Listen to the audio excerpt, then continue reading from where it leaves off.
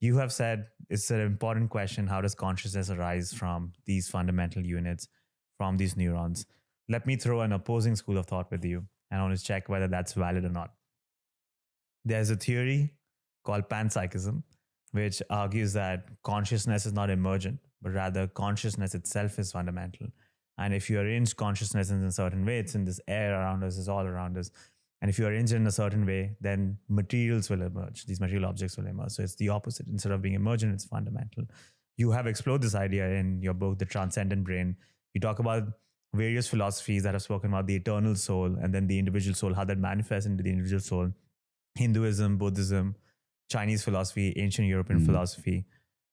Where do you stand on panpsychism? Do you think there is a possibility that consciousness can be fundamental and everything else, material objects, are emergent from it? Yes. Well, I had a conversation with the Dalai Lama a couple of years ago for a PBS television series I was involved with.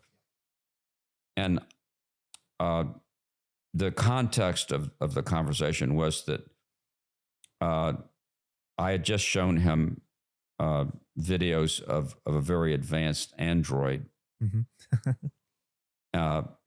that could actually see and hear. And of course, the whole field of artificial intelligence is advancing exponentially now. And so I asked him whether such an android or advanced AI could ever be conscious. Yeah. And he said, absolutely not. And he espoused a theory which is very similar to panpsychism, but he didn't call it that, which that consciousness has always been here. It's fundamental. It was here even before the universe was here, sort of a universal being or universal essence. And I don't agree with that. I think that although we don't understand how consciousness arises from the brain yet, we can define certain attributes of consciousness. And let me say, first of all, that I think consciousness is a graded phenomena. I think it's on a continuum. Amoebas probably don't have anything that we would call consciousness. They respond automatically to their environment. Worms probably don't have any mental facility that we would call conscious. When we get up to, say, dogs and cats, there's some level of consciousness there. When we get up to crows and dolphins, there's a higher level. Crows, we know, play with each other. Dolphins can recognize themselves in the mirror. There's a self-awareness. And we finally get up to the level of Homo sapiens. And some of the attributes of consciousness, I would say, are the sense of self-awareness, the sense that you are an entity separate from the universe around you,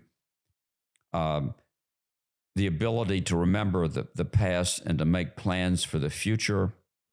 All of those are attributes of consciousness.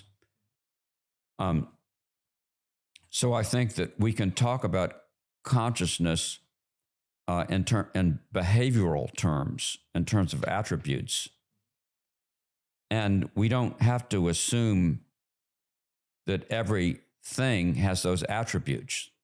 In fact, I don't think, in panpsychism, you might say the air is conscious. The stable. But yeah. the air would not check off any of the boxes of those attributes that I mentioned. So I do think that at some time in the future, we will be able to build a computer that checks all the boxes. And that would be conscious? And I would say that it checks all the boxes of the attributes of consciousness. Whether it's actually conscious or not, you would have to know what a computer feels. Mm-hmm. And I don't know how we will be able to tell what a computer feels unless we could hook up our brains directly to a computer. But if you take a materialist view of the world, which I do, then you don't necessarily have to have biological neurons to produce consciousness. It could be that you could have, lots of nodes of a computer that were all connected in the right way, and you had sufficient digital neurons. And if you had sensory input, I do think that sensory input from the outside world is necessary. So there would be some way to input to this computer visual and auditory input. I see no reason why a computer couldn't become conscious. I certainly think that it would be able to check all the boxes of the attributes of consciousness. So I don't think that consciousness is fundamental the way that I define it. I define it operationally, in terms of attributes, the ability to plan for the future, self-awareness, and so on.